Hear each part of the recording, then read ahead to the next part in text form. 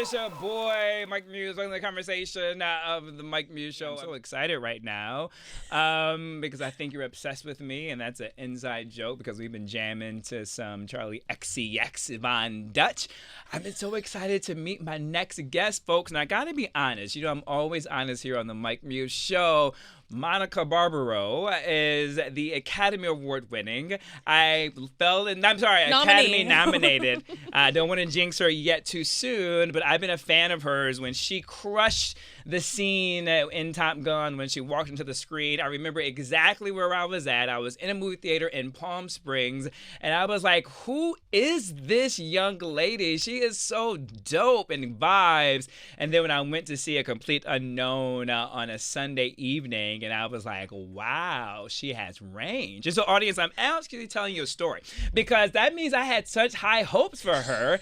And then she walks in and she didn't know a song. And I'm like, who are your friends? So, friends of Monica, I'm judging you. Do better. Be a better friend to her. Because it's not her, because she's been busy as her now crisis management PR person has said. She's been making movies. She's been on film. She's been learning to play the guitar for a year. Friend, that was on you. I'm judging you, friends, okay? So next year, when her next movie comes back and she's coming to Mike Muse Show, she's going to know the music because I told you, friends, to do better, all right? So without further ado, the incredible, the talented, and the cool kid. Monica, what's up? What's up? I am not cool, clearly. No, I have one friend who would literally, I could see her right now. She would literally be screaming listening to this because she has tried so hard. She'd be like, I have been trying to teach you. She literally, I was like, what's with the green? Why is everyone saying brat? Oh. And she was like, how do you not know this? I was at the LACMA Gala and I was like, ooh, who's this performer? Yeah. And I sent her a video. She was like, you're at a live performance of Charlie XCX. You're within spitting distance of Charlie XCX and you don't know who she is. I was like, she was at her premiere too. Yeah. I'm completely, I've been Monica, so out of it. The way you have flexed over me and just keep hitting me on the hips in the moment you walked in the door. Audience, I mentioned Sabrina Carpenter. I did know Espresso. She did know that. And she was like, oh, her vocal coach is like my vocal coach and yada, yada, yada, coach, flex. Yeah. And then the LACMA Gala, that's a flex. I'm very familiar with the LACMA Gala. I mean, you are flexing. That's a tough ticket to get. A lot of people want the LACMA Gala. Yeah. I love that museum too as well. Oh, yeah. For those who may not be familiar, audience, it's like Los Angeles Contemporary Museum is like their MoMA, to give context to it. Okay, so you are a thespian. You're a very fancy young lady. Fancy, Monica. I did turn off all social media while I was working on this film, and then it was so nice that I kept it off throughout the summer, and that's how I missed Brat Summer, being thespian-ish. I just want to know, and I know you talked about it, but this is my first time having a conversation with you. I truly, truly did enjoy Top Gun Maverick. Thank you. What you and the cast brought to that was absolutely amazing. And all my friends know that I have this thing. I don't mind sharing with you because I've been roasting you. I can get it back to as well. So roast me anytime you feel. I love watching it on the airplane after having 2 shots of bourbon over ice. And the altitude makes me more high. I love the specificity. Yeah, because I can't wait to cry on this one scene. It gets me every time. Are you ready for the scene? Let's see if you can guess the scene. Can you? Well, I know what scene makes me cry. What scene makes? Okay, tell me yours and I'll tell you mine. Tom and Val. Nope, that's not it. Can you guess another one that makes me cry? That makes you cry. God, no. What makes you? What scene makes you cry? Me, so it's the not ending. Fair. A lot of people love the ending. No, it's the moment when Tom Cruise has been fired as your flight instructor. And all of a sudden he takes this F-1 bomber plane, he steals it from the runway, and he goes to do the physical flight pattern plan to prove to the head that you guys can survive this mission. Yes, he proves to us. I just start crying. I'm like, I want somebody to fight for me like that. I want somebody to be that loyal, to love me, to believe in my ability, and to want to make sure I don't die cry in there. Yeah. And for me, that scene is so amazing, and it gets me every time. Oh my God, can I just tell you that's such a Tom Cruise scene because that's how he is with all of us and about us. And like, I owe him calls right now because he's like, you're nominated for an Oscar. You got to do this, this, and this. Let's get on the phone. Let's do it. Like, he's so so invested in all of us and our careers. And like, I mean, he was having dinner with Glenn the other night, and he really is that person for us. So I love that's It gets me. that gets you. I feel it. I swear to God, I cry every time my friends know that. It's almost a set plan that I do. I love you just like getting yourself ready. You've got your like bourbon, you've got your ice. You're like, all right. I'm ready. I can't wait for that moment. I know I'm going to cry, but the altitude of the bourbon makes it more, and how they cut to you guys. But it really, I think for me, that's the heart of the film. And I think that is when you have a really great teacher. I think audience, you can relate to this, right? An audience, you have a really great teacher, if you have a mentor or a great boss at your job, someone who is like really advocating for you, making sure you get the looks, make sure you get the promotions, the great feedback. I think that's so important. And I don't think we value that enough as humans. Yeah, totally. I mean, that's something, my dad's in a completely different field, but he kind of obsesses over mentorship because he was the first in his family to go to college, and so it was his teachers who really gave him an understanding of like how to operate in his case the medical field, and because he didn't really have that example growing up, and he's just really big on mentorship because it's taken him as far as he's gone, and then he became a mentor to me, and mentorship is everything. It is. It's priceless it to is. feel advocated for, and I think for me that's what that scene was. So please tell. Do you have a mentor? Oh wow, that's so nice of you. I do. Yeah. His name is Mike Guthrie, and I've only had one mentor, and I have had him since high school. I am a little bit of a nerd and a geek, and so I got this big scholarship. And part of the requirement was they assigned you a mentor from this consortium, and then you had to intern with this mentor's company for a summer. And Mike Guthrie has been there for me in that moment. And then also, too, I decided to leave. I'm an engineer by degree. Once I decided to leave engineering and start my own record label, everyone and my parents thought I was crazy. They all laughed at me, Monica. They snickered at me. They teased me, literally. Wow. I was supposed Was to be it audio engineering or was it? Oh, no. I did industrial engineering and nuclear chemical research. Wow. Yeah, wow. So for really 5 like years. a hard pivot. Yeah, a real hard pivot. Wow. And everyone laughed at me, right? And everyone was so disappointed because they had high hopes for me, obviously. And I caught Mike Guthrie, who was the last one. No, I actually avoided him Sure, for a couple of years, and I didn't want him. I didn't want to let him down. I didn't want to hear that voice. And so finally I called him, and Monica said, "Where have you been?" And I was like, I was embarrassed to call you. Yeah. And he said, "Why?" I said, "Because you guys invested all this money into me, and I'm not even doing engineering anymore. I'm doing music." And he said, "Mike, are you crazy? I couldn't be more happy for you." He said, "Are you happy?" I was like, "I am." He said, "I am extremely happy, and I love you." And I was like, "Oh my God." And so, so now you probably understand a little bit more context of why that scene that means so matters so much. But that's why I love art, right? And I think Yeah. art holds up a mirror to society and kind of informs us who we are, who we should be, and how we are. And this is why I love The Complete Unknown and really what you've done. Music is one of my muses. And so for you to portray Joan Baez the way that you did was absolutely brilliant. Talk to me about your discovery of folk music before you even got this role. I mean, I didn't know a lot about folk music. I grew up in a community that valued it for sure. We would like kind of a hippie sort of a community, though they would never call themselves that. But we would have like garden sings, and we would sing Woody Guthrie songs, and like "This Land Is Your Land," and all of that. And so I was very familiar with these songs, but had not personally really dived into that history in any way. And it was this movie that gave me that relationship with folk that now I feel like is just kind of unbreakable. Before you did it, what was your understanding of folk then? And then having this experience, how has that changed your perspective on folk music? I think I sort of I think maybe I had a little bit of a judgment on it. I mean, my favorite music was like, I love blues and I love soul music, and like Ella Fitzgerald is one of my favorite singers in the world, and I'm also obsessed with like Earth, Wind and Fire, and like I don't, it's not, I folk music wasn't my thing. Actually, that one of the cooler things I learned about Joan was that like her favorite artists were Odetta and Belafonte, and like and she would have, I think she would have potentially gone in more of a blues direction, but her voice was so suited for folk music, and I thought that was just like really fascinating, and I think it's cool. I think she brings a soulful quality to a lot of the folk songs that she sings.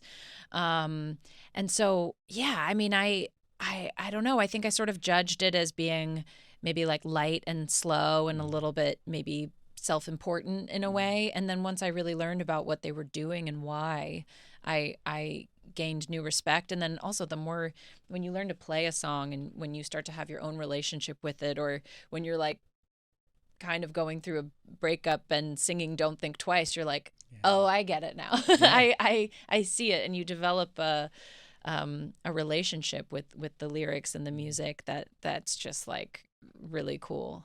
I see why your performance shines the way that it does because of the respect that you gained while making this movie of folk music, right? Music is so good for the soul. Like, music is a soundtrack revolution, which folk music is very much a part of.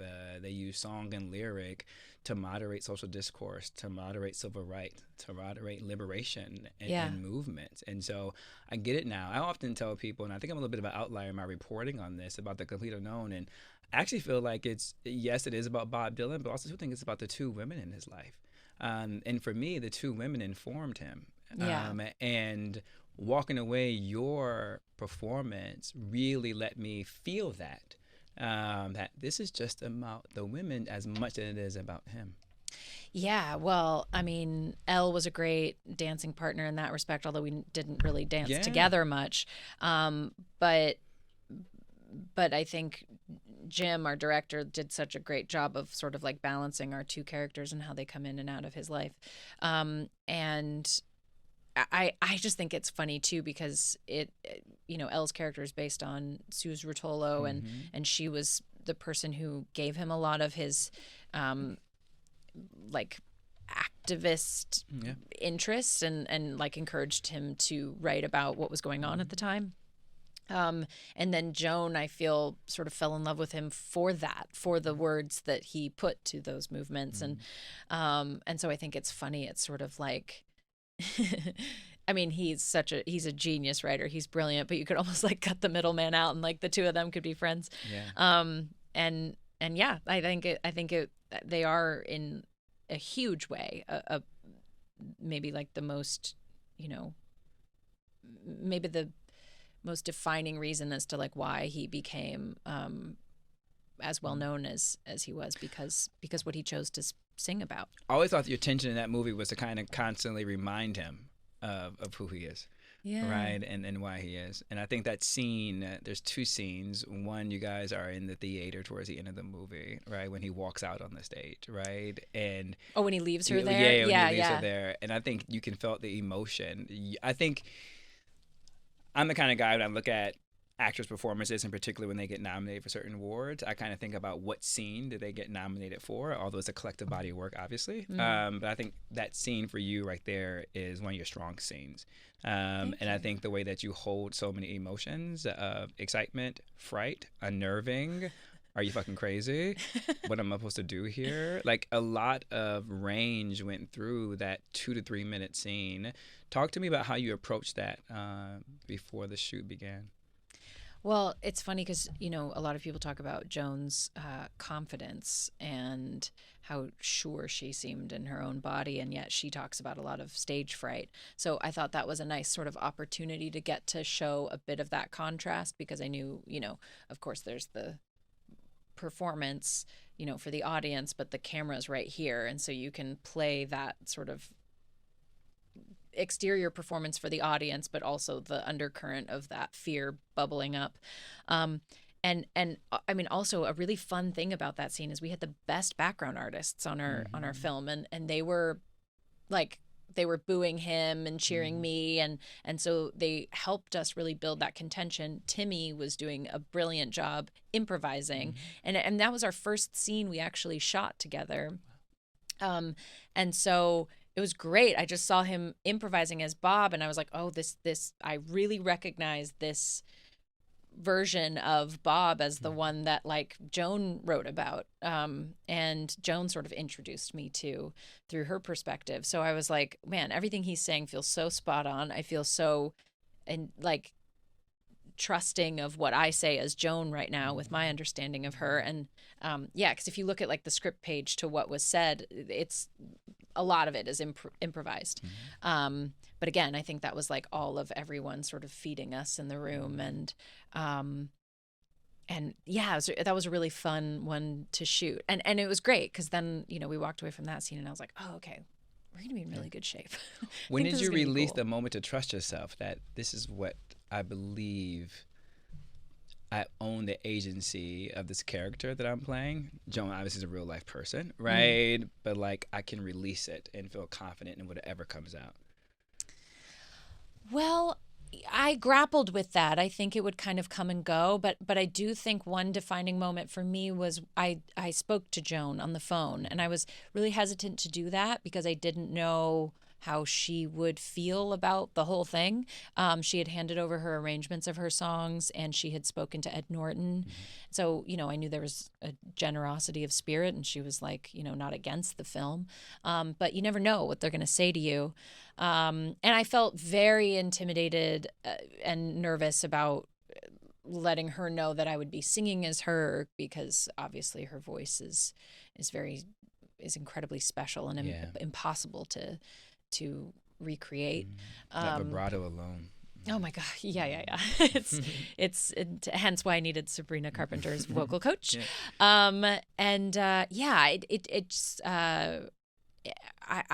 was very nervous about that, but I kept having dreams, and I think about meeting her specifically. And I think my subconscious was telling me it was something that I had to do. And so I spoke to her, and there was just such a beautiful moment of detachment from her in a way where it became so clear to me that she is her and I am me, and there's no way I can absolutely become her. And also she was just so gracious, and like she wasn't trying to dictate what I did as her, and so that detachment that she had was really nice, was a gift to me. And I thought that was before I performed any music for the first time. I did Don't Think Twice the next day. I did a take, and Jim was like, and just like have a little fun with it. And I was like, oh yeah, this is mine to play with, and I do understand her. And now I have spoken to her, and I can play a little bit. I love that. For me, listening to that story, the key word that came out of that was detachment. But detachment, what I was getting from this moment right now is the freedom and the permission structure to be free as Monica playing Joan, right? And that freedom allowed the liberty of the performance to shine that you did. Yeah, thank you. I love the way you say that too, because I think sometimes I'll get the question of like, what did you want to bring to like, what part of you did you want to bring to the character? And for me, it wasn't about me. I actually like wanted, if anything, to completely disappear and not to be recognizable within it. But it's being her to the best of my ability, but then just like letting go. And then the parts of like you as an actor, person, whatever, that meets that person is special to the individual. But otherwise, I wasn't like trying to serve up some part of my life. That's like not the point at all. That's not. I always try and do a different conversation on the Mike Muse Show. Yeah. Talk to me then about another scene then I think is connecting with me now that you said that, was the reason why I love A Complete Unknown, and the reason why I've been advocating for A Complete Unknown to be the winner of Best Picture is I don't like biopics that go from cradle to grave. I enjoy a specific time period. And I love that A Complete Unknown does that moment when Bob goes from folk to electric. And I think that's such a defiant moment and what is the story. And I think from a structure perspective, you guys did a fantastic job with structuring the film. So this is why it's in one of my ones that I think should win, is that. But I think the culmination of all of that is actually coincidentally towards the end.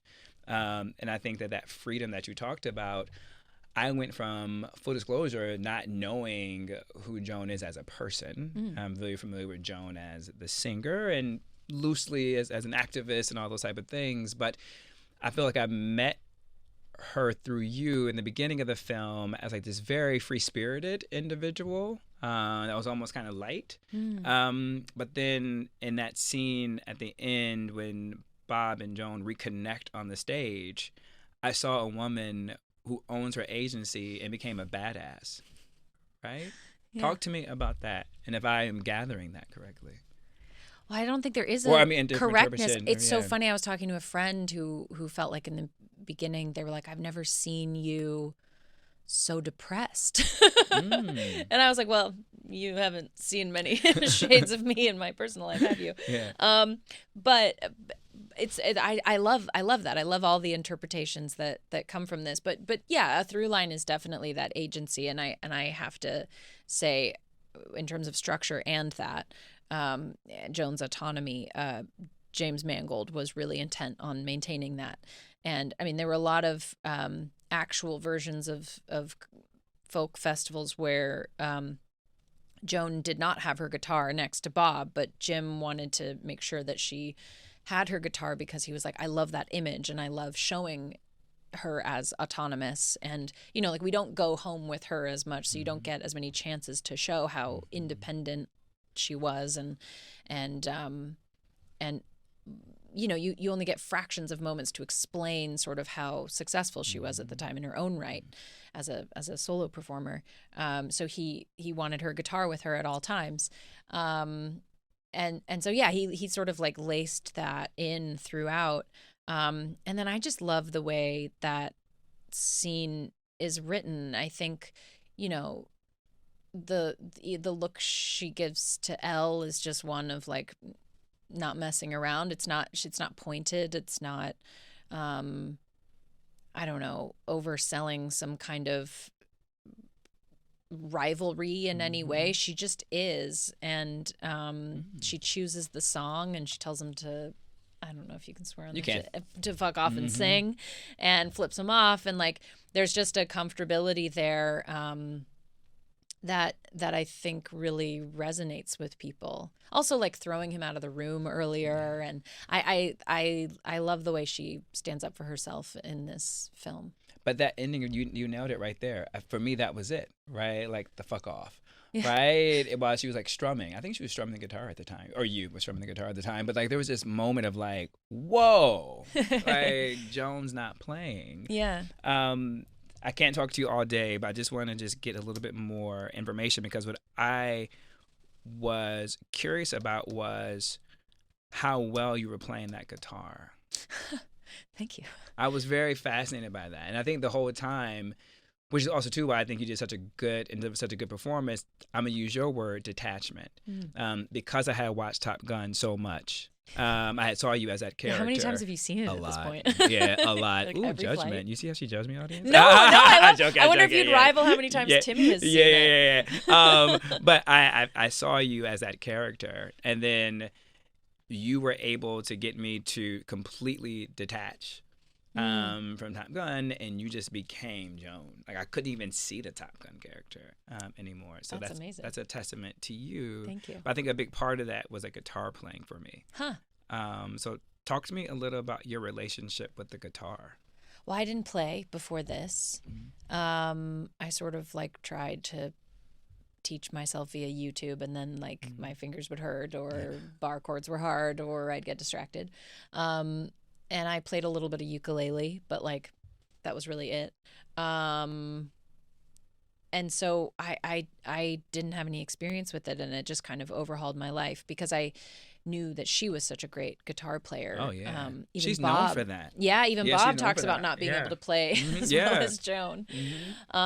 So yeah, I knew my work was cut out for me, and I come from the dance world too, and I know how long it really takes to make something look easy, if you ever even get to that point. So yeah, I just that became my full-time job to learn guitar and learn to sing and then do those things together at the same time, which is like kind of crazy. And yeah, it wasn't something I had like an innate, skill for. Like I think the music producer was sort of like, okay, when I first showed him trying to like wrap my fingers around chords and stuff, I think it was like, ooh, and at that time I had 5 months, and then there were SAG strikes, so I had a little bit more time. And yeah, and then as we were filming, like we were just playing and singing all day, the skill set like grew exponentially.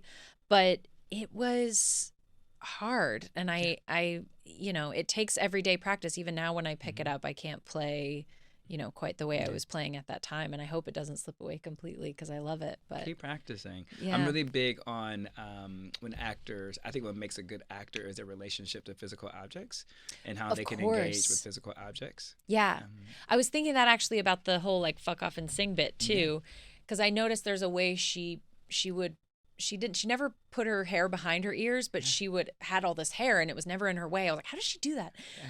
But she would sort of like wrap it behind her, and I saw that in a couple documentaries. That, and then changing the where the capo is for the next song, and all of those things, all of those behaviors. I think if you get used to them, if you get used to doing them as though you do them on a regular basis, it is just that undercurrent of believability that's so useful. And for musicians, guitars are extensions of their hands and bodies. They're like a part of their bodily instrument. So just was hoping to get anywhere near that. I think that's what separates people from going from good to great in performances.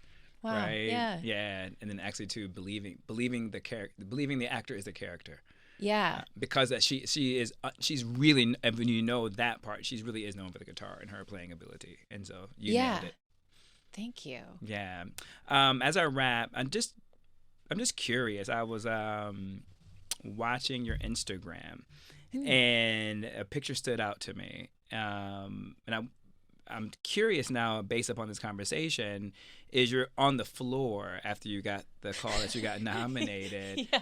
Now I'm listening to you. I'm just wondering, in that moment, were you thinking like, wow, all that hard work paid off? Is that the embodiment of the hard work? That's a lot of investment. Yeah, I tend to fall on the floor when, like, not fall, but like it's a position I took on when I first booked my first series. I remember where I was in that apartment. It was what I did when Jim told me that I had the role. And when I found out that information, I don't know, I just like crumble into this little fetal position. I think with the nomination, people had been telling me it was a possibility, and I didn't want to